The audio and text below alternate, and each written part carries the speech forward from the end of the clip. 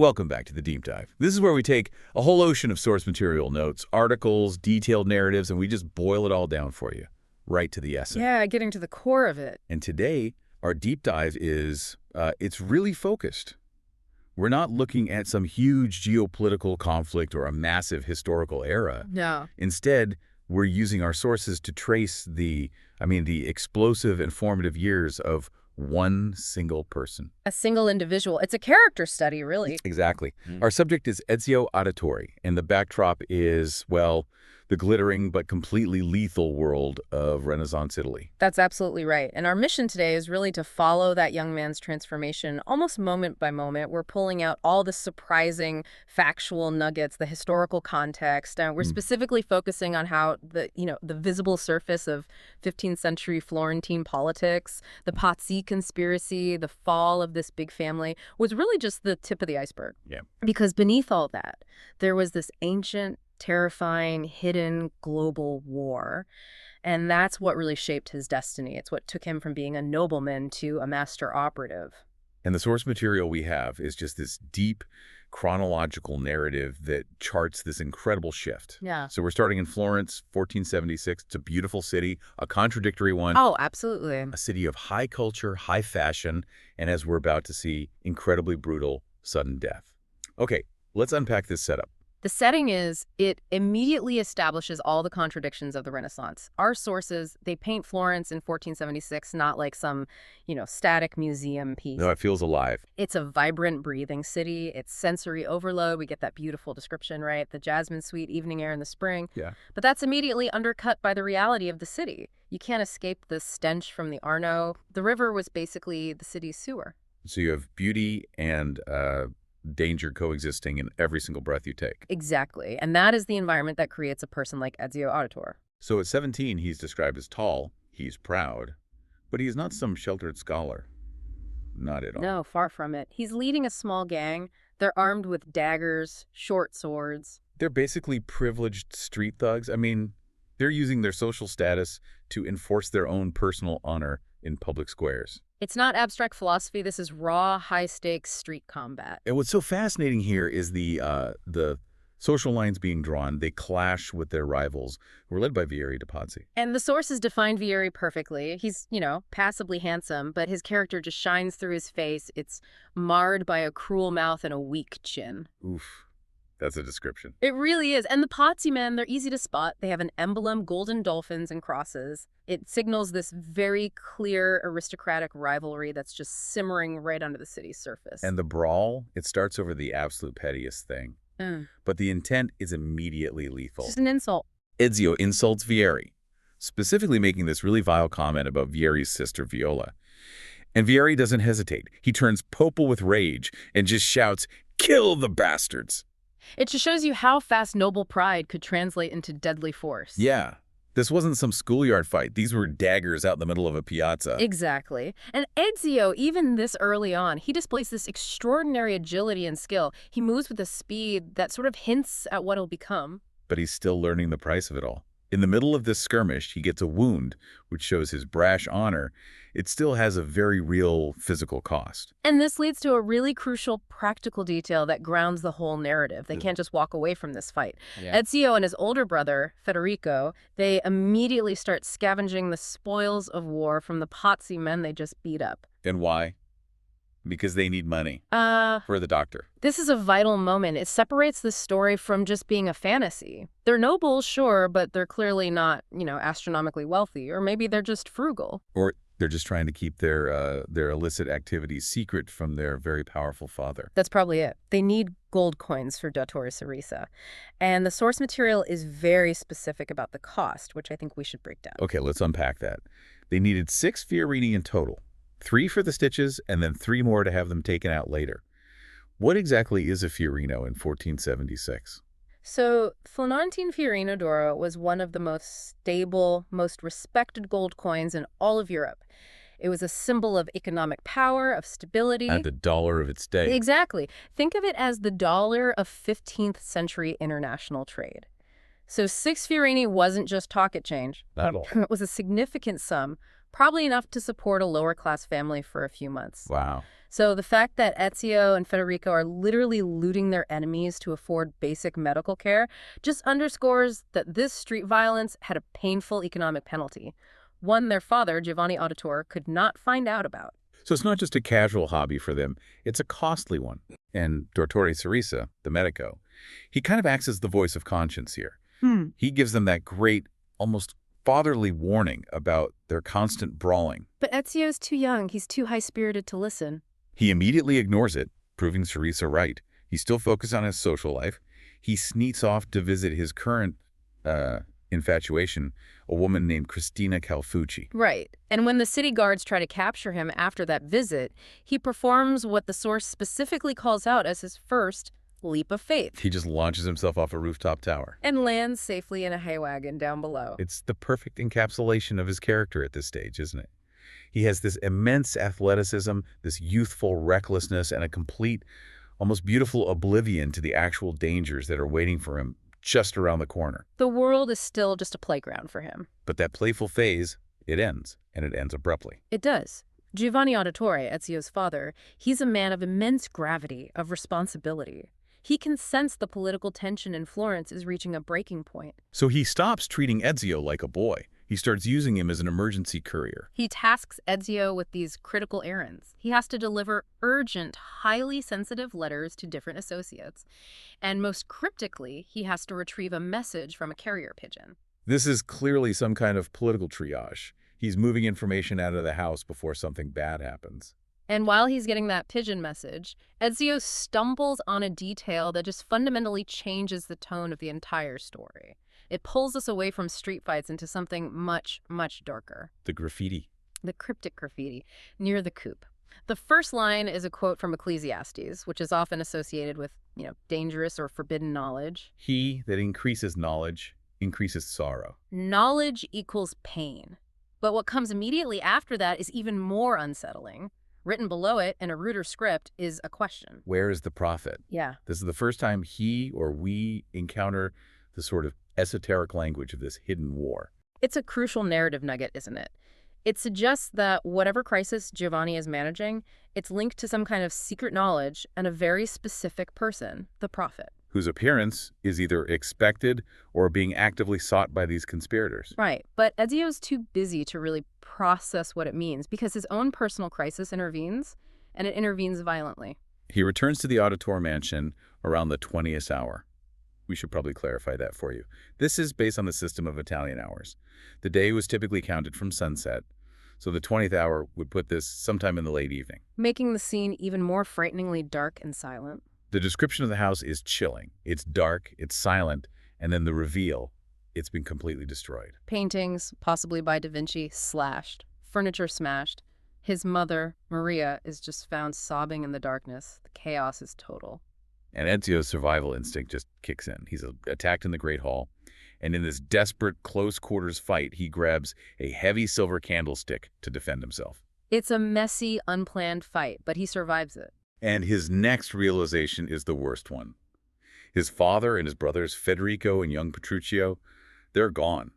They've been imprisoned in the huge fortified Palazzo Vecchio tower. For Ezio, the only way in is up. He attempts this near-impossible climb up the sheer, rough-hewn stone walls. And the sources note his observation while he's climbing. There are no guards high up near the cells. Which speaks to the arrogance, or maybe the overconfidence, of the conspirators. They believed the tower walls themselves were enough to hold their prisoners. That high-stakes climb leads to this gut-wrenching, very brief reunion with his father. Giovanni knows he's doomed. He doesn't waste a second. He gives Ezio these rapid-fire, almost coded instructions. Retrieve a hidden chest in his private office. An office accessible only by manipulating the repaired nose of a carved colossus on the fireplace mantel. This is the very first glimpse Ezio has into a life of secrets. That simple mechanical detail, the repaired nose, it's the literal gateway to his family's true history. He finds the concealed door. It opens silently. But the corridor it leads to is the real shock. He steps inside, His foot hits a flagstone, and oil lamps just flare to life automatically. illuminating this corridor that leads to a circular chamber. And this is where the lore really begins to bleed into the historical setting. The chamber, Ezio notes, is decorated in the style of Syria. A powerful historical reference. A very powerful one. For anyone who follows this lore, that Syrian connection immediately brings to mind Masyaf, the ancient mountaintop fortress, the historical seat of the original order of assassins centuries before this. Giovanni Auditore was a lot more than just a banker. Oh, yeah. And the mystery just piles on when he gets to the iron-bound chest. It has two heavy locks, but when Ezio's hand just brushes the first one, it springs open. The second one does the same thing. He immediately wonders if the locks are, quote, programmed to respond to a certain person's touch, suggesting this isn't just a mechanism. It's ancient technology tuned to his specific lineage. He leaves that secret chamber armed with his father's things, including a set of unfamiliar robes and, critically, his father's sword. And the sword immediately feels light and capable in his hand, and it was as if he had used it all his life. The sense of destiny, or maybe genetic memory, is just palpable. That destiny turns lethal instantly. He's ambushed by two city guards. Their orders aren't to detain him. Their orders are explicitly to kill him. This scene marks his irreversible transition. He parries, he lunges, and he thrusts the blade through the first guard's heart. That's it. Ezio Auditore, the brawling youth, is gone. In his place is a killer. And the sources really spend time on the psychological impact of this first kill. It's not glorious at all. It's visceral. It's immediate. He's in survival shock. But the need to save his family forces him to just compartmentalize the horror of it. He is now irrevocably marked by the blood he has shed, all in the name of his father's secrets. And the betrayal, when it finally comes, is devastating. Ezio had done what his father asked.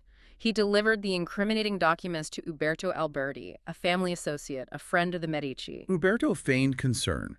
He promised he would clear Giovanni's name. But that trust was immediately leveraged against the family. The very next morning, Uberto reveals his treachery. He becomes the polished, cruel face of the conspiracy. He condemns Giovanni, Federico, and the youngest brother, Petruccio, to immediate death. The sources detail Alberti's cold calculation, which gives us a key insight into that conspiratorial mindset. He suggests the act will be seen as just politics and greed. But internally, he was motivated by fear. Exactly. He was offered money, land, and title in exchange for his collaboration.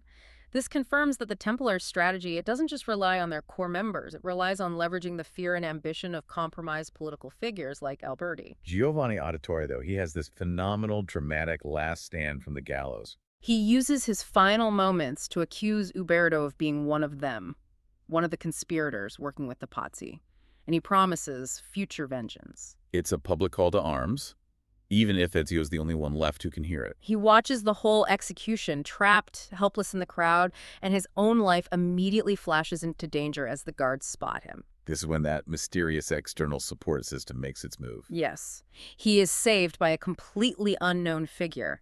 He's described only as a roughly dressed man who appears with lightning speed. And this stranger, he doesn't use brute force, he uses precision. He uses a long dagger to cut deep under the pursuing guard's sword arms. Tearing through their tendons, it renders their arms instantly useless. It's a calculated, subtle technique far beyond street brawling. It's a clear signal that Ezio is being watched and guided by a highly organized entity. Ezio escapes Florence and performs this solitary, heartbreaking ritual on the riverbank. A funeral for his kin. He watches their flaming boat drift slowly out toward the sea in the third hour of dawn. And this act alone, it just solidifies his resolve. He knows the name of his family's killers, but he's still operating on pure instinct, completely unaware of the ancient war he's just inherited. He has the sword, he has the cryptic documents, and he has the rage. But he needs context, he needs training, he needs a plan. The next phase of his life transitions from emotional response to methodical preparation. Ezio has to disappear immediately. He finds sanctuary through his loyal wet nurse, Annetta, who guides him to her sister, Paola. And Paola runs one of the most visible, yet somehow most secure locations in Florence, a luxurious house of pleasure. The choice of sanctuary is just brilliant strategic misdirection, isn't it? Who is going to look for a political fugitive in a high-class brothel? Nobody. And Paola is immediately noted as a kindred spirit, someone who also understood betrayal. It suggests a past that made her highly sensitive to the need for anonymity, for discretion. Paola, acting as his first true mentor, immediately introduces him to the philosophy he needs to survive in this new world. He must learn how to be seen but unseen. This is the core principle of stealth and infiltration. And her training methods are fantastic because they use the environment itself. In the high-walled garden behind the house, she recruits her girls, the house servants, into groups. And Ezio practices blending in with crowds. Our sources note he struggles at first. He's tripping, jostling people, acting awkward. Well, his noble upbringing, his swagger, it makes him stand out immediately. That's the challenge, right? He's used to commanding attention, not avoiding it. So the constant biting, practical criticism from Paola drives his training until he reaches a critical point. By the fourth morning, he can pass right under her nose. Blending seamlessly into a group of young house servants, he becomes invisible. He masters anonymity. But Paola quickly demonstrates that mastery of stealth is only half the battle. You have to learn offense and defense at the same time. Which leads to the crucial lesson of the pouch. She reveals she had stolen the broken blade and bracer, the things he took from his father's secret chest, right from his pouch. He was focusing too much on being unseen and not enough on vigilance. Exactly. What a wake-up call. So he's then taught the secondary skill, pocket picking. And this isn't just about stealing money, it's about mastering the art of close contact deception. And he masters it rapidly. It shows his inherent talent for this kind of work. The sources specify his success rate. He manages to fleece 10 people. And Paola notes, 5 of them without even her noticing. This refinement of subtlety, of invisibility, it's the foundation for everything that's coming. He's learning the skills of a thief, which are directly applicable to the life of a clandestine operative. Now he just needs the tools. So Paola sends Ezio to the workshop of the ultimate Renaissance genius, Leonardo da Vinci. And Leonardo, far from being cautious, is instantly absorbed by the artifacts that Ezio brings him. His characterization here is just magnetic. He immediately recognizes the documents wrapped around the blade mechanism as pages from a highly encrypted codex. His curiosity just completely overrides any sense of danger or ethics. He's the ultimate pragmatic inventor. He quickly restores the dagger and fixes it to the bracer, creating that iconic, spring-loaded, concealed wrist dagger. Leonardo even provides a really important upgrade, a matte finish. Noting that anything shiny glints in the sun, and that's a dead giveaway. He's thinking about tactical concealment as much as he is about mechanical function. When Ezio questions him about the morality of creating a weapon like this, Leonardo's response just defines his genius. Ideas take precedence. For Leonardo, the invention itself is the goal. He's the mind that brings the theoretical designs of this ancient order back to lethal life. But the weapon comes with an astonishing historical footnote, a piece of lore that hints at the brutal cost of joining the original order. Leonardo explains that the blade is designed to ensure total commitment. This is a powerful, almost sacrificial requirement. The mechanism was originally engineered to function optimally only if the user had their right ring finger removed. That design choice speaks to the brutality, the permanent dedication required by the assassin's ancestors. It underlines that this isn't just a new job for Ezio. It's a life commitment that historically demanded a physical sacrifice. And Ezio, because he's Ezio, he immediately uses the weapon. His training and his new tool merge when he silently kills a guardsman who came looking for him at Leonardo's workshop. It's a cold, precise execution. He has now moved from just defending himself against a sudden attack to targeted, silent elimination. Florence is no longer safe for him. Armed, trained in stealth, and having crossed that line into killing, Ezio sets off towards the only family he has left, his Uncle Mario. His journey to the small town of Monteriggioni is punctuated by a final, desperate ambush by Vieri de Pazzi and his men. The timing is crucial. Ezio is exhausted. He's just starting to relax. But he's saved in spectacular fashion. His Uncle Mario Auditore and his soldiers, they just emerge from a coppice, a small wood acting as a military unit. They just overwhelm the Potezzi contingent. This is Ezio's formal introduction to the real family business. And Mario does not mince words. He drops the bomb that the Auditore family are assassins, devoted to thwarting the Templars, who seek nothing less than world domination. Imagine that. Ezio, who just spent the last year worrying about Florentine politics, is suddenly told he's fighting a 1,500-year-old conflict. Right. And Mario provides Ezio and us with the essential historical scaffolding for this war.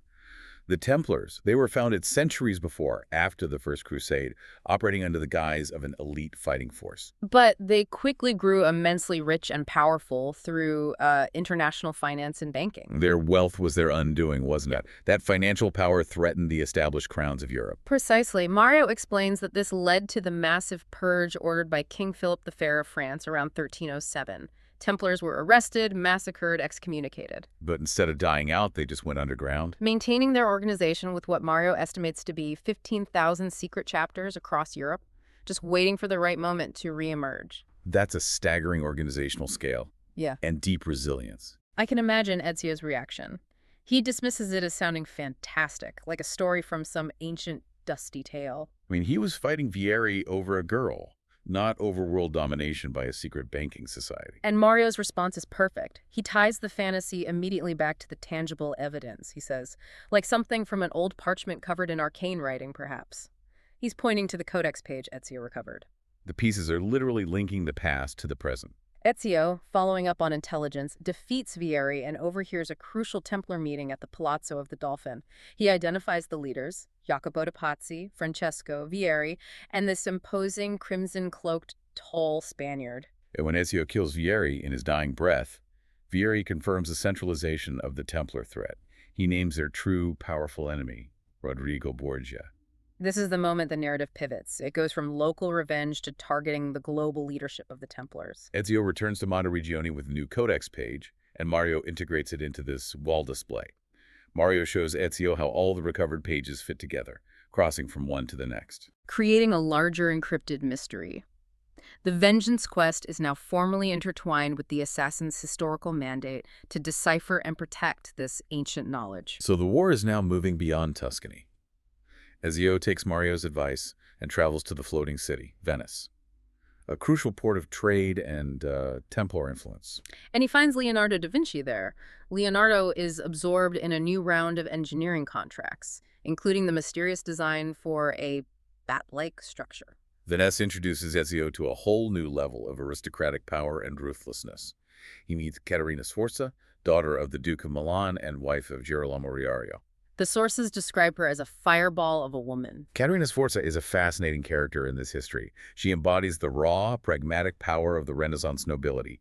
She immediately uses her authority to get Ezio passage on a ferry, threatening the trembling captain, unless you want your head on a spike. She operates with absolute, unquestioned force. It shows Ezio a different, more politically ruthless side of life compared to Florentine brawls. The journey also connects Ezio to the necessary Venetian underworld. He encounters Antonio de Magianis, the head of the Thieves Guild, who has a great euphemism for his crew. He calls them professional liberators of other people's property. I love that. And Ezio saves Rosa, a skilled thief who was wounded by a Templar archer during a break-in. This alliance is invaluable. The Thieves Guild represents the eyes and ears of Venice. They're an intelligence network that's opposed to the city's patrician rulers. So Rosa and her friend Franco, they immediately begin teaching Ezio advanced movement techniques. Climbing, leaping, superior agility. It lets him traverse the city's complex vertical architecture with, spider-like ease. He needs these new movement skills, but he also needs an updated arsenal. Ezio provides a new codex page to Leonardo, who extracts a crucial design. A single-shot miniature firearm. A pistol that can be attached to the wrist mechanism. This is a major technological advantage. The pistol is perfect for a single, certain target. It requires reloading after each shot, which reinforces the need for absolute precision. Leonardo also provides another sinister invention based on the codex. A hollow poison blade, useful for silent, deadly work. And the sources highlight the caution required. Ezio has to wear heavy leather gloves because of the risk of self-contamination. Ezio is now fully equipped for the complex assassinations needed to fight the Templar network. The political stakes in Venice are enormous. Ezio discovers the Templars' plot. They plan to kill the Doge of Venice, Giovanni Mocenigo, and replace him with Marco Barbarigo. This would allow the Templars to control the entire Venetian fleet and its lucrative trade empire. This isn't just political meddling. This is economic global domination. The Templar goal is always infrastructure. If they control Venice, they control the gateway to the east. It would let them fund their operations across Europe and acquire more ancient artifacts. So Ezio knows he has to intervene, and to do that quickly, he needs height and speed. Which brings us back to Leonardo's fantastic and highly experimental bat contraption, the flying machine. Leonardo explains the mechanism is all about grace and balance. It's controlled by the user's body weight and a joystick. It's important to note the sources frame this as a true test flight. Ezio tumbles, he reels, he uses every ounce of his new agility just to keep the craft stable. And he ultimately just gets onto the Doge's palace roof. It's a dramatic, high-risk gambit. Despite the ingenuity, he arrives moments too late. He witnesses Carlo Grimaldi poisoning the Doge Mocenigo. Ezio kills Grimaldi, who dies snarling that the Templars can never be defeated. But crucially, Ezio retrieves another codex page from Grimaldi's wallet. This page proves to be the definitive link between the Templars and the mythological. Back at the workshop, Leonardo decodes the newly recovered sections of the codex. And it confirms the prophecy. A prophet will appear when the second piece is brought to the floating city, Venice. It also references a powerful, secret ancient vault and explicitly names 2 pieces of Eden. The narrative has now shifted from a simple revenge tale into a cosmic race for artifacts that hold the secrets to the universe. Ezio's personal quest for vengeance has definitively become a global mission to secure the pieces of Eden. So Ezio tracks the incoming artifact. He's observing a black galley from Cyprus unload 5 crates. He confronts the Templar leadership and witnesses this terrifying, inevitable reality. Rodrigo Borgia, through massive bribes, 4 mule loads of silver, according to our sources, has purchased the papacy. He is now Pope Alexander VI. This is a chilling detail. It means the enemy doesn't just have political power. They now control the ultimate religious and spiritual authority in the Western world, the very faith of millions. Borgia appears, he claims the main artifact, the Apple of Eden, and he triumphantly declares, "I am the prophet. The Templar prophet is now the Pope." The scale of the enemy is terrifying. But Ezio's journey culminates in his formal induction. He returns to his growing coalition of allies, Mario, Machiavelli, Paola, Antonio. And they formally induct him into the Order of Assassins atop the bell tower in Venice. This is the moment of ideological culmination. He recites the core tenets, the fundamental statement of their philosophy, which I think we should repeat because it is the heart of the conflict. Lasciate waku mutlak bel kulon mumkain. Nothing is true. Everything is permitted. That phrase is profound. Nothing is true is the rejection of all imposed dogmas, whether from the Church, the Crown, or the Templars. It demands critical thinking, personal verification. And everything is permitted is the dangerous corollary. The moral flexibility and ultimate freedom granted to the assassins to act outside conventional laws in service of a greater truth. The ideology is immediately overshadowed by the artifact itself. Ezio touches the apple. He notes that it felt warm and soft, like a woman's skin. It almost feels organic, alive. And then, the power of the apple unleashes a blinding, catastrophic vision. It's a sight designed to shatter the 15th century mind. Ezio sees truly monstrous creatures, mushroom clouds exploding over deserts, armies in unfamiliar uniforms, people in striped uniforms being driven into brick buildings. Towering smokestacks and, most bizarrely, men in weird armor rolling in the blackness of space. It is a horrific depiction of the far future and global conflicts. Images of modern technology, industrial warfare, even space travel that Ezio has absolutely no framework to understand. It's an instant leap from the Renaissance to the post-apocalyptic future. And then the ultimate lore reveal. A figure appears, identified as Minerva. She confirms she is one of the first civilizations, the vastly advanced precursors who were mistaken by primitive humanity for gods. She delivers the context for the entire hidden war, and it shifts the stakes from earthly politics to cosmic survival. She warns Ezio that a catastrophic solar flare event, a solar corona that licked the Earth, destroyed their civilization thousands of years ago. They built vaults and temples to prevent the recurrence of this tragedy, storing knowledge and technology. And she tells Ezio he must find other temples to ensure the world's safety, because the threat is cyclical and cosmic. The scale of the conflict is no longer about which banking family controls Florence or whether Borgia is Pope. No, it is about humanity's ability to survive a recurring cosmic threat. And the secret war between Assassins and Templars is simply a proxy fight for control of the necessary preventative measures. That is the ultimate aha moment of this entire narrative. The fight isn't political, it's existential. The moment Ezio touches the apple, he has to face its immediate political and personal consequences. He and Machiavelli travel to Forlì to meet Caterina Sforza, only to find her castle besieged. The attackers are the Orsay brothers, mercenaries she herself had hired to kill her late husband, Girolamo Riario. And the Orsi are now Templar tools. They're demanding Riario's map, which shows the locations of the remaining codex pages. This just highlights the absolute depth of treachery in Renaissance politics. Mm. Caterina's own former assassins are now working for the ultimate enemy. Ezio uses a secret tunnel to infiltrate the city and helps fend off the attack.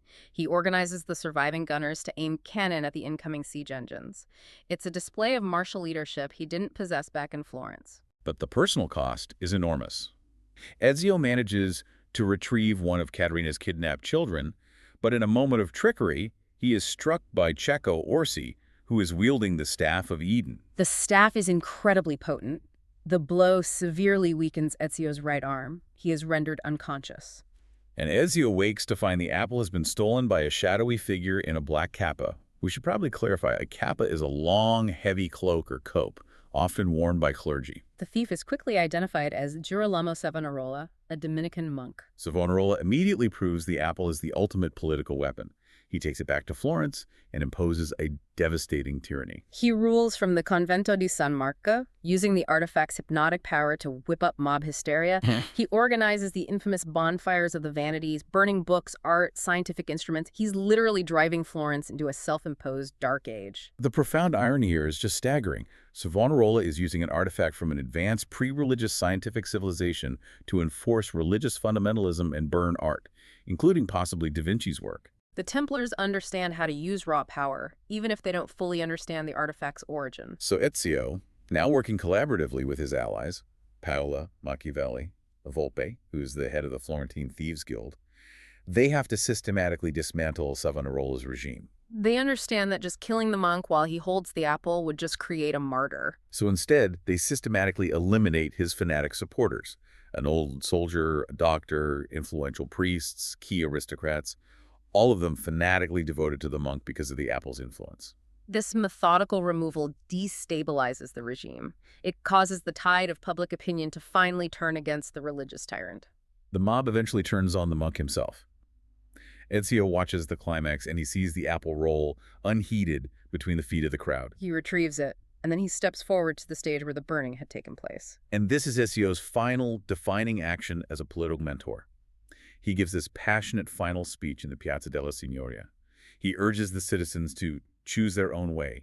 Do not follow me or anyone else. The lesson he learned from his father's betrayal and Savonarola's tyranny is clear. Freedom is the rejection of all imposed authority, religious or political.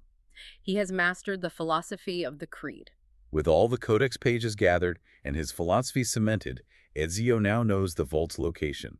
He travels alone to Rome for the final quest, while his allies create diversions across the city to draw off the Borgia Guard. His infiltration of the Vatican is one of the most daring sequences in the entire narrative. He slays a Borgia sergeant, steals his horse, and then executes this terrifying high-speed ascent up the Passetto di Borgo. That's the high, elevated passage that links Castel Sant'Angelo directly to the Vatican Palace. He is literally riding a horse into the heart of the enemy. His infiltration leads him directly to the most sacred chamber in the Catholic world, the Sistine Chapel. And here, he confronts Rodrigo Borgia, Pope Alexander VI, who is armed with the Staff of Eden. And Borgia immediately reveals that the staff is the second key needed to open the vault. The final duel is fierce. Borgia, wielding the power of the staff, proves too formidable. He defeats Ezio, wounds him seriously in the side. Borgia takes both keys and moves toward the vault's location. Ezio recovers, he staunches his wound, and he pursues the Pope through a secret passage hidden behind a Botticelli fresco. That detail highlights how the Templars have literally co-opted the most important cultural and religious sites for their own clandestine purposes. The passage opens into this iridescent, supernatural lit vault room. Ezio witnesses Rodrigo's final descent into Templar madness. Borgia declares he believes the vault holds God. And here, Borgia reveals the core Templar worldview, which is crucial for understanding the ideological conflict. He declares, "We Templars understand humanity, and that is why we hold it in such contempt." He intends to use the vault's power to dismantle the existing religious and political structures and establish a new world governed by reason and order. This is the absolute opposite of the Assassin's Creed. The Templars want total control, order achieved through authoritarian rule. They believe that humanity is too flawed to manage its own freedom. And the assassins fight for the chaos of free will. Ezio stops him just short of using the keys. But at that exact moment, the goddess Minerva appears again, confirmed as an entity of the first civilization.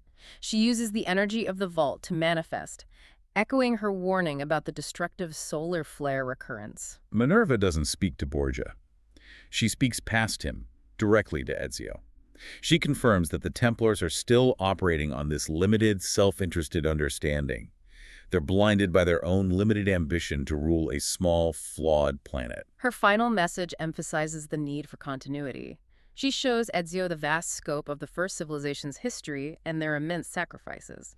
She explicitly tells Ezio his quest must continue.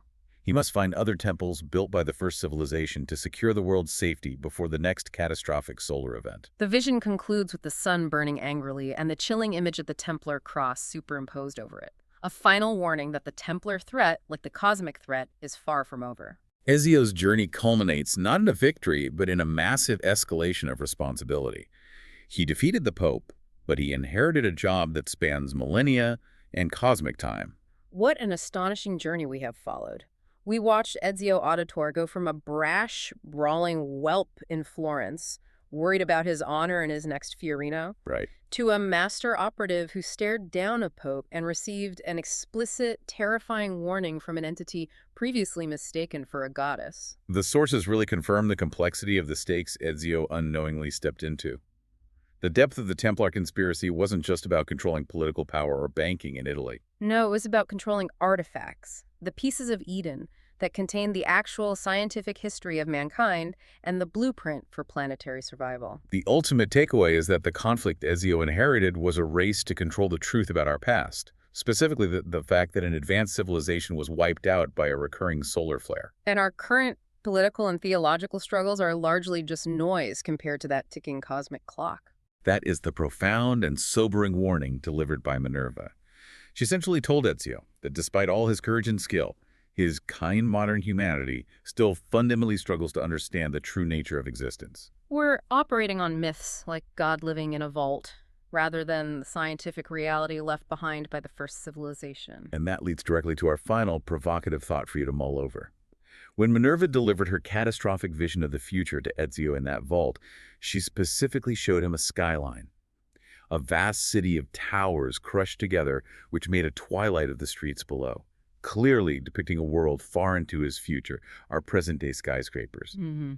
Ezio's mission was to secure knowledge from the ancient temples. So given Minerva's clear warning that Ezio's kind might still not be ready to understand the true scope of the threat, how much of our modern world, our science, our politics, our belief systems, even our technology, are we still blindly misinterpreting because we lack the knowledge held within those temples? Are we still just fighting over Fiorini when the real threat is looming in the sky?